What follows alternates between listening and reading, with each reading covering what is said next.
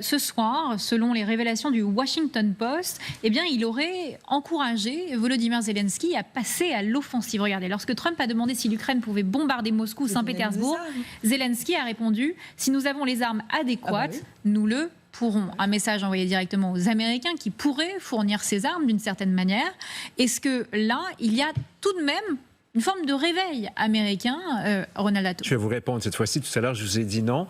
Là, je vous réponds. Il a aussi ajouté 2 jours après, ne frappez pas Moscou. Donc, il demande, pourriez-vous frapper Moscou et Saint-Pétersbourg? Oui, je peux. Moi, ça fait depuis février 2022 que je prône la vente de missiles Tomahawk à l'Ukraine pour régler le cas de certaines des hubs de logistique russes en profondeur. Personne n'a osé le faire. Biden, tout ça, encore comme avec les sanctions, on y va au compte-gouttes. Il fallait, dès le début, frapper fort et faire mal. Mais encore une fois, moi, pour répondre clairement, non, il n'a pas compris, je crois. Je ne crois pas qu'il a compris. Oui, je crois que, évidemment, il n'a pas compris peut-être complètement, mais il y a quand même quelque chose. L'esquisse d'une prise de conscience aujourd'hui, à mon avis, qui d'abord parce qu'il est fâché par Poutine. Très personnellement, il comprend très bien, enfin, il a fini par comprendre, il finit par commencer à comprendre que Poutine le balade. Oui, mais c'est son ego qui est fâché. C'est pas stratégique, c'est pas stratégique. C'est pas du tout une stratégie, mais il est ulcéré au plus profond de lui-même parce qu'il ne peut pas se permettre d'être faible. Trump, il peut tout se permettre, sauf la faiblesse. Mais pour parler justement de cette conversation qui était reportée par Washington Post, je crois, bon, c'est sujet à caution, évidemment, c'est les journalistes, je ne sais pas donc s'il y a des points formels là-dessus, mais je crois qu'il faut comprendre une chose, que pour mettre un terme à cette guerre, il ne suffit pas que l'Ukraine ne perde pas, il faut que la Russie perde. Donc, et pour faire perdre la Russie, il faut attaquer la Russie. Il faut passer à un moment donné à l'attaque. Et non seulement à la défense de l'Ukraine. Évidemment, c'est un sujet extrêmement sensible. Évidemment, je vais provoquer beaucoup de réactions autour de moi, belliqueuses, etc. Mais comment voulez-vous mettre un terme à cette guerre tant que la clé de la guerre, c'est le Kremlin? Finalement, c'est ça les raisons profondes de la guerre. C'est le régime de Kremlin qui utilise cette guerre comme une sorte de moyen de sauvetage de son propre régime. Mais attaquer la Russie pour faire tomber le régime? Je ne dirais pas, peut-être comme ça. Ah, bah c'est ce que je comprends. Avec des jeunes soldats français. Avec des jeunes soldats français, allemands, il faut être britanniques. Cohérent, Renaud, il faut être cohérent. Oui, qu'est-ce que nous voulons faire finalement? Nous voulons pérenniser cette guerre, ces massacres, cette barbarie, ou nous voulons finalement finir avec cette barbarie? Et pour finir avec cette barbarie, tant que Poutine sera au pouvoir, la guerre continuera. Mais justement, ça pose la question assez fâcheuse de est-ce que c'est une menace existentielle pour les Européens? Elle l'est pour la Russie, en tous les cas, c'est ce qu'ils disent pour eux, dans leur narratif. Est-ce qu'il y a cette prise de conscience du point de vue des Européens, puisqu'on y va au compte-gouttes à chaque fois, Ludmila Totieva? Non, je ne pense pas qu'il y a une prise de conscience véritable. Ça dépend de où vous demandez, où vous regardez. Pays baltes, tout ce qui est vraiment l'Europe centrale, je pense qu'elle est très très consciente de cette menace, parce qu'ils ont expérimenté la botte soviétique, en fait, ce que la Russie est capable de faire. Il n'y a pas de dilution. Aujourd'hui, ici, effectivement, il n'y a pas la même perception de la menace. Aujourd'hui, en France, heureusement, il y a quand même cette perception, mais encore une fois, parce que la France, elle était nommée par la Russie comme un vrai ennemi. Encore une fois, je pense que c'est quand même... les Ukrainiens, quand on regarde que Trump, il a donné quand même 50 jours pour que Trump, il arrive à certains cessez-le-feu, ça, c'est pas du tout crédible. Je suis désolée, mais encore une fois, ça veut pas dire que l'Ukraine ne va pas aller dans le sens de comprendre ce que Trump veut le dire par là. Et effectivement, on est preneur de toutes les armes qu'ils peuvent nous donner. Et normalement, il y a des patriotes qui on va en parler à la Suisse qui vient chez nous. Mais je ne pense pas que c'est crédible. Et l'Europe, malheureusement, face à cette menace, elle n'est pas tout à fait crédible. Alors, Trump promet, mais tiendra-t-il parole? Il multiplie les déclarations, reste assez flou sur une aide militaire concrète à l'Ukraine. Mais face à l'offensive russe, les mots ne suffisent plus. Va-t-il vraiment livrer des armes? Nous sommes en direct avec vous, François Calfon. Vous êtes député européen, PS, Place Publique et membre du bureau national du PS. Bonsoir à vous. On va écouter les propos de Donald Trump concernant la protection du ciel ukrainien et on revient vers vous. Écoutez. Je pense que quelques pays qui ont des patriotes vont les envoyer en Ukraine et nous les remplacerons. Marc se chargera de la coordination avec l'OTAN, mais ils vont commencer à arriver très bientôt. Nous avons un pays qui a 17 patriotes prêts à être expédiés. Nous n'en aurons pas besoin, nous allons donc trouver un accord pour que les 17 patriotes partent. Michel Goya, de quoi ils parlent? Ils sont où ces 17 patriotes? On parle de batterie, on parle de lanceurs, on parle de quoi? Non, mais je ne sais pas, 17 patriotes, c'est ridicule en fait. En soi, s'il s'agit de 17 missiles, et en même temps, s'il s'agit de 17 batteries, c'est énorme en revanche. Ou 17 lanceurs. Ou de 7 lanceurs, c'est peut-être ça, plutôt ça. Les lanceurs, c'est l'équivalent, c'est ce qui tire. C'est ce qu'on voit à l'écran. Alors peut-être, oui. Au total, je crois qu'en Europe, il doit y avoir une quarantaine de batteries, de systèmes complets, si vous voulez, de patriotes qui seront répartis. Et il y en a 8 actuellement, je crois, en Ukraine. Donc, ce que propose Trump, c'est en fait faire une sorte de manœuvre de rock, comme aux échecs, c'est-à-dire que vous remplacez une pièce par une autre. Et donc, vous avez des patriotes, vous les envoyez en Ukraine et vous, on vous les remplace, moyennant finance, évidemment. Au passage, moi, ce que ça me fait penser, c'est d'abord, oui, il faut avoir des armes américaines. Ça ne concerne pas que les patriotes. Donc, il faut avoir des armes américaines pour pouvoir faire ce deal. Nous, Français, on n'est pas équipés d'armes américaines, donc on n'est pas concernés. Et moi, ça me fait penser surtout que, voilà, si en 2022, il n'y avait pas besoin d'être Nostradamus pour savoir que cette guerre allait durer des années. Et donc, c'est en 2022 qu'il fallait mettre le paquet, il fallait investir. Nous, en France, il fallait sortir un chèque, 100 milliards. OK, on investit dans notre propre industrie de défense. Là, actuellement, au bout de 3 ans, là, on aurait des chaînes de production, on aurait des usines, on sortirait des missiles Mamba à la chaîne, des missiles antiaériens Mamba que l'on vendrait dans le monde entier. Au passage, on ferait aussi des bonnes affaires qu'on pourrait donner aux Ukrainiens et on pourrait équiper nos forces. On ne l'a pas fait et maintenant, on se retrouve dans une situation où, encore une fois, on dépend finalement des Américains. On a raté complètement ce rendez-vous historique. Et la question, qui paye? Même si c'est des équipements américains, qui va payer pour ces équipements? Écoutez Kaja Kallas, la chef de la diplomatie européenne. Si nous payons pour ces armes, c'est notre soutien. C'est donc le soutien de l'Europe et nous faisons tout ce que nous pouvons pour aider l'Ukraine. C'est pourquoi nous demandons à tout le monde de faire de même. Si vous promettez de donner les armes et que vous dites que quelqu'un d'autre va les payer, ce n'est pas vraiment vous qui les donnez, n'est-ce pas?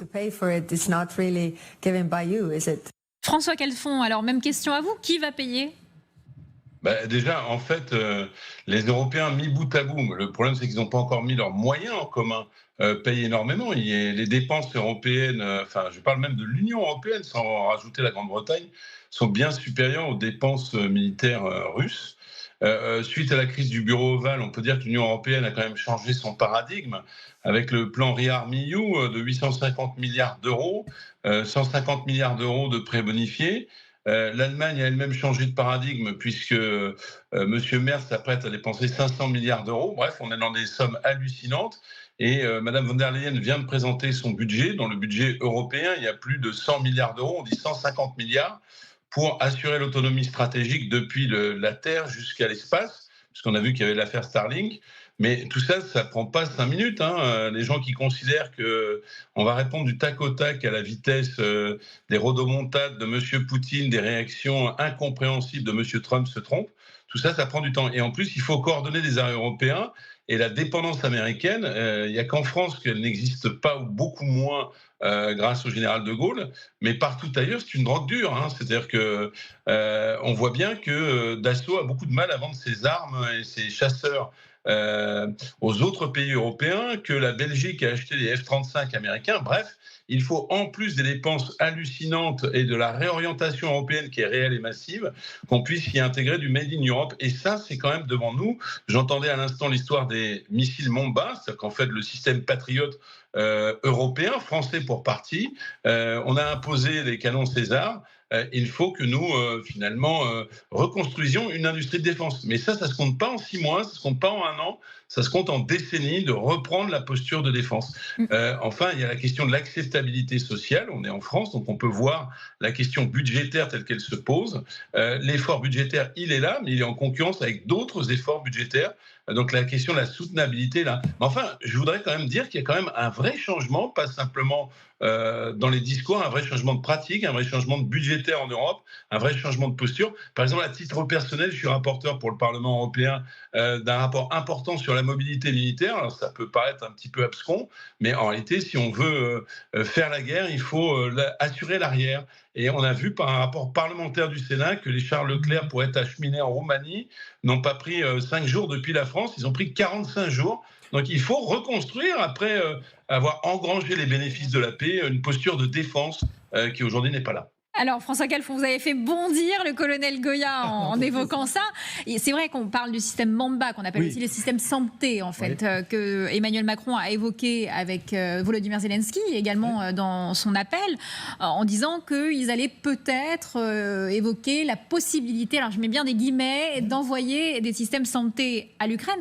On en a 8 sur notre territoire. Oui, bien sûr. Mais voilà, mais tout est dit.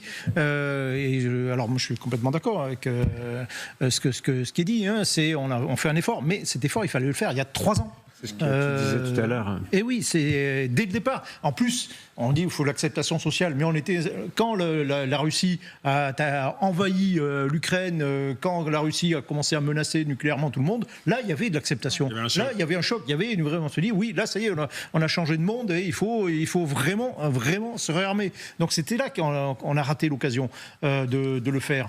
Et on serait dans une bien meilleure position stratégique actuellement. Les Ukrainiens aussi, au passage. Et accessoirement, économiquement, on commencerait. Il ne faut pas oublier que c'est pas à fond perdu tout ça. Hein. En tous les cas, c'est l'argument du ministre des Armées, Sébastien Lecornu, c'est-à-dire que ça va créer de la productivité. Mais bien sûr, on parlait tout à l'heure de l'économie de guerre russe, que l'économie était soutenue par la production militaire. Mais pourquoi ? Parce que c'est du principe keynésien de relance économique. Vous réinjectez de l'activité, vous réinjectez de la recherche technique, etc. C'est exactement la même chose. Ça favorise les innovations technologiques. Bien sûr, les États-Unis sont sortis de la crise économique dans les années 30 avec ce qu'on appelle le troisième New Deal, qui était un New Deal, qui était une relance militaire. Et cette relance militaire a non seulement sauvé l'économie américaine à la fin des années 30, mais elle a un peu sauvé un petit peu le monde aussi par la suite. Heureusement qu'ils l'ont fait. Et nous, il fallait faire ça, il fallait faire un New Deal dès cette époque. Et franchement, on serait, j'y reviens, en bien meilleure position actuellement, y compris vis-à-vis des États-Unis. De façon conceptuelle, comme dit Michel, trop peu, trop tard. Voilà, donc on est toujours en retard. On n'est jamais dans l'anticipation. On n'est jamais dans l'innovation. On réagit, on n'agit pas. Et vous savez qui aujourd'hui peut montrer l'exemple ? Les Ukrainiens. Parce que je voudrais attirer l'attention de nos téléspectateurs sur le remaniement ministériel à Kiev, suite auquel est arrivée en tant que Premier ministre la jeune Yulia Sviridenko, qui était d'ailleurs à l'origine de ce deal sur les minerais. Avec Donald Trump, ministre de l'économie, elle était. Qui sait négocier les choses. Et vous savez ce que les Ukrainiens aujourd'hui négocient, pour le moment en coulisses, mais ça va finir par devenir public, un nouveau deal militaire entre l'Ukraine et les États-Unis.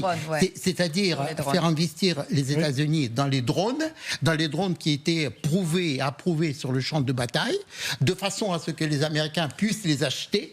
Et donc, en contrepartie, les Américains pourraient fournir des armes. Et non seulement des armes défensives, comme Patriot, mais les armes offensives. Ce qui pourrait préfigurer ce nouveau tournant dans la stratégie américaine, qui n'est pas tout simplement défensif, mais qui peut être aussi offensif. François Calfon, on revient toujours tout de même au même problème. C'est-à-dire qu'il y a comme une sorte de piège, c'est un peu le serpent qui se mord la queue, c'est pour acheter américain. Problème. Donc on a réussi à imposer sur certains programmes de défense européens, donc payés par l'argent de l'Union européenne, 65%, alors pas plus, mais on avance, de Made in Europe. Donc ça, c'est la première chose. Je voulais quand même citer un exemple positif et montrer que tout se fait pas en 5 minutes. Suite à la dépendance, finalement, pour le contrôle du champ de bataille à Starlink et la menace, finalement, d'Elon Musk de retirer Starlink, il y a une prise de conscience européenne dans le nouveau budget pour construire autour de Telsat notre constellation européenne pour ne plus dépendre des États-Unis. Et après, finalement, un retrait de l'espace par l'Europe, il y a un réarmement européen. Et puis, alors, bien sûr, tout ne se dit pas sur les plateaux de télévision, mais cette fameuse constellation Starlink est déjà sur le terrain remplacée par une constellation de satellites européenne. Donc il y a comme ça, alors on le dit, la France est une armée bonsaï qui détient tous les savoirs, et c'est quand même vrai, hein. Il y a en Europe l'ensemble des savoirs qui peuvent remplacer finalement la présence américaine, même si la dépendance américaine, oui c'est vrai, c'est une drogue extrêmement dure. Mais les Européens, je crois, ont pris conscience, me semble-t-il, d'un changement de posture. On parle bien d'un changement de posture depuis finalement la guerre froide. Jusque-là, on s'est littéralement désarmé. Alors maintenant, la Pologne est réarmée, puisque c'est une armée de 205 000 hommes. La France a 200 000 hommes.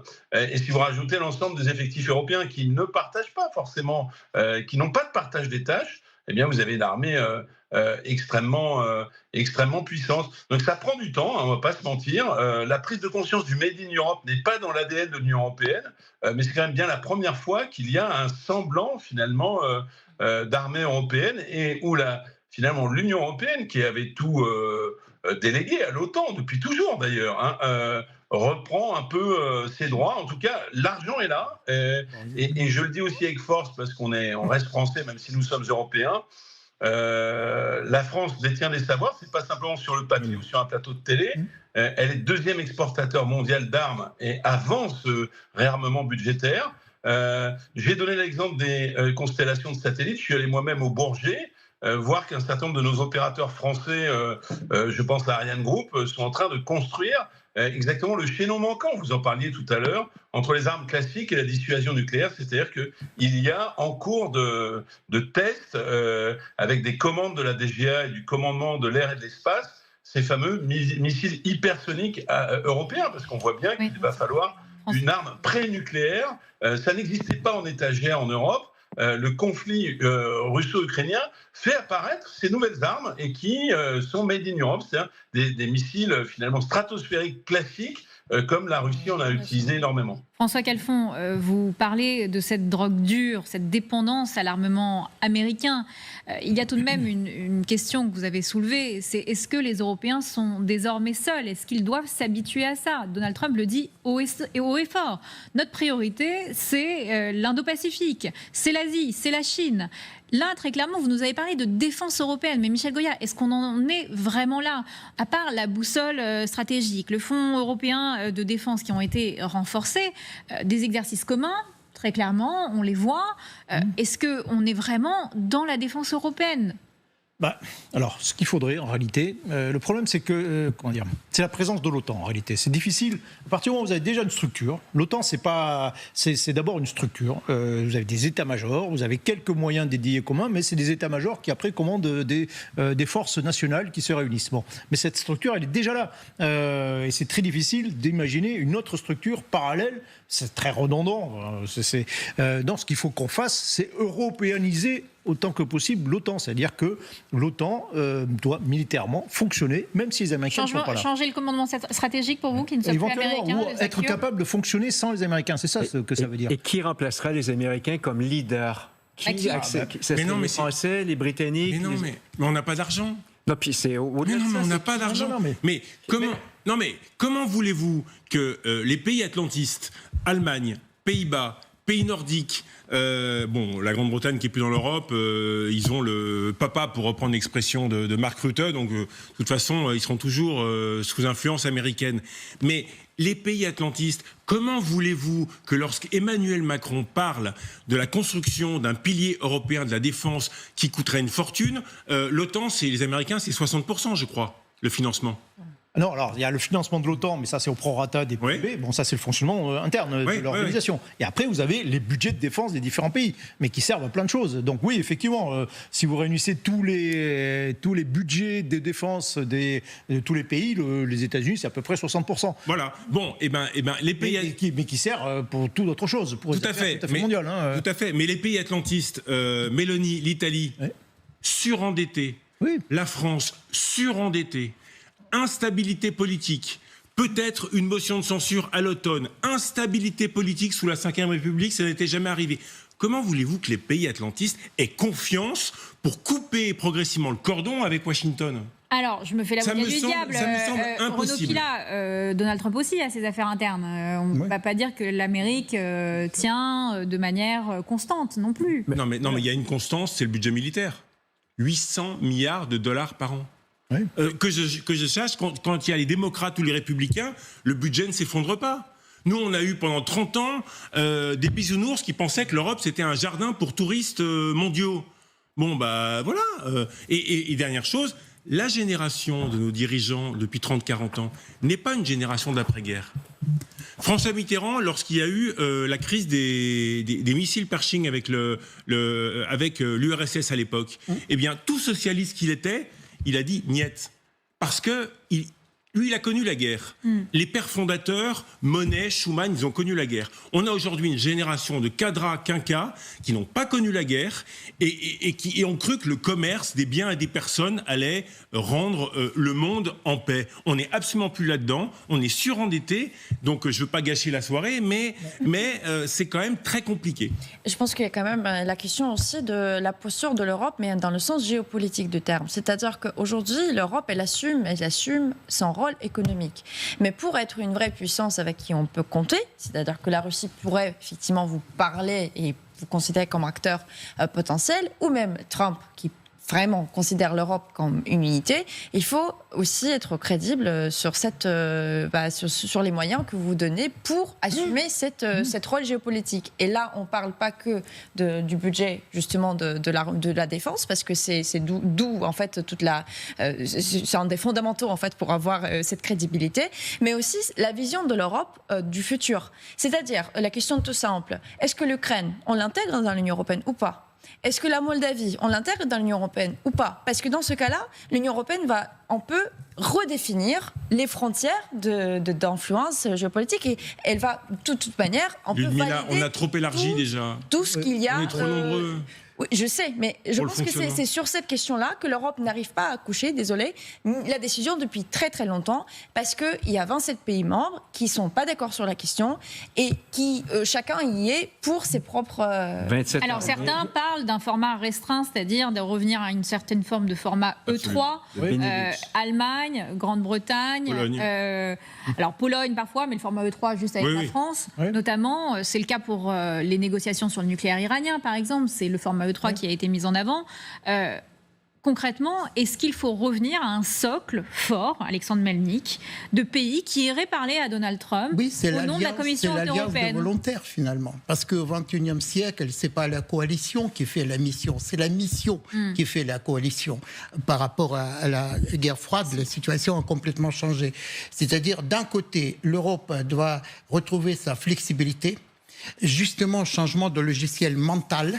Il ne s'agit pas seulement de l'aspect militaire, géopolitique, mais il s'agit de changement de notre vision du monde. Sur la culture de la menace. Voilà, donc parce qu'on s'est installé, on s'est assoupi finalement sur les acquis sociaux, sur l'illusion d'un monde sans... Certains disent même sur le fait qu'on soit une puissance dotée. Donc on est devenu herbivore dans un monde de prédateurs, de carnivores, et on n'a pas les moyens aujourd'hui. On découvre ce monde-là alors qu'il n'est pas tombé du ciel. Et si on pouvait anticiper justement, peut-être on aurait évité énormément de problèmes aujourd'hui. Mais aujourd'hui, il faut changer vraiment notre logiciel mental en Europe. Et d'un côté, pour répondre à votre question, il faut réactualiser cette alliance de volontaires d'un côté, c'est-à-dire retrouver la force du socle compact de l'Europe, mais de l'autre côté, à mon avis, il faut sortir de cette vision trop étriquée de l'Union européenne aujourd'hui et avoir une certaine vision de l'Europe en tant que civilisation. C'est-à-dire intégrer en Europe, dans ce concept civilisationnel européen, non seulement les pays de l'Union européenne, mais les pays comme l'Ukraine, par exemple, qui montre aujourd'hui l'exemple de leur attachement aux valeurs fondamentales de la civilisation de l'Europe. Donc, d'un côté, la coalition de volontaires, le socle, le point musclé, donc, et de l'autre côté, une certaine vision de l'Europe qui doit être développée, parce qu'aujourd'hui, l'Europe, à mon avis, est placée devant le dilemme, soit renaître, comme c'était le cas au XVe siècle, l'Europe renaît au XVe siècle, au sortir du Moyen-Âge, soit tout simplement disparaître.